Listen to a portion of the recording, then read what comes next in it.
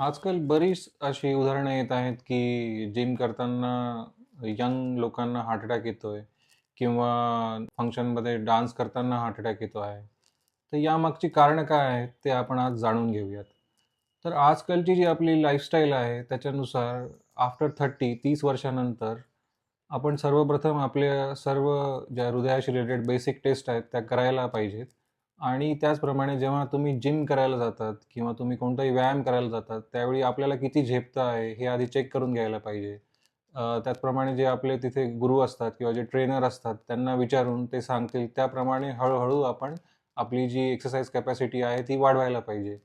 अचानक जर तुम्ही हेवी एक्सरसाइज करायला लागले, तर आपल्या हृदयावर लोड येतो आणि हृदयावर लोड आल्यामुळे हृदयाला हवा तेवढा जो ऑक्सिजन असतो, तो भेटत नाही. कारण जर एखाद्या यंग पेशंटला ऑलरेडी जर ब्लॉक असेल किंवा काही दुसरी स्ट्रक्चरल हार्ट डिसीज असेल, तर अशा कंडिशनमध्ये डिमांड सप्लाय मिसमॅच होतो. म्हणजे जेवढा हृदयाला ऑक्सिजन पाहिजे असतो, त्या प्रमाणात तेवढा मिळत नाही आणि त्यामुळे हृदयविकाराचा झटका येणं, अरिथमियाज होणं, म्हणजे हृदयाची जी एक पर्टिक्युलर हे आहे रिदम आहे, ती मिसमॅच होते किंवा ती एरिथमिया होतो आणि त्यामुळे सडन कार्डियाक डेथ चे प्रमाण आपल्याला बघायला मिळतं. या सिच्युएशन्समध्ये जनरली काय होतं, की पेशंटने या आपले कोलेस्ट्रॉल लेव्हल्स किंवा इतर ई-सी-जी, इको या टेस्ट आधी केलेले नसतात आणि जनरली आजकाल बघितलं जातंय, की 30शी नंतर पेशंटला जर ऑलरेडी ब्लॉक असेल किंवा काही स्ट्रक्चरल हार्ट डिसीज असेल आणि विदाऊट इन्व्हेस्टिगेशन जर तो गेला जिममध्ये किंवा अचानक खूप डान्स करायला लागला, तर त्याला हार्ट अटॅकचा धोका असतो.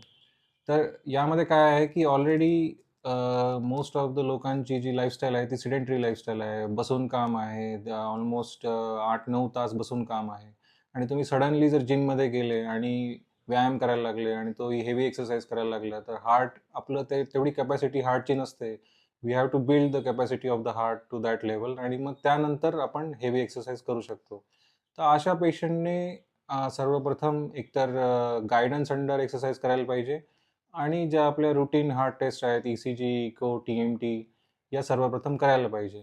ज्यांना जे यंग पेशंट्स आहेत, म्हणजे जे बिलो 45 इयर्स आहेत, त्या पेशंटना जर छातीमध्ये दुखत असेल आणि डॉक्टर म्हणत असतील, की हृदयाशी रिलेटेड असे असू शकेल, तर सिंपल टेस्ट आहे सीटी करोनरी अँजिओग्राफी म्हणजे त्याच्यामध्ये मिनिमल इन्व्हेसिव्ह आहे. अशा टेस्ट पण ते करू शकतात.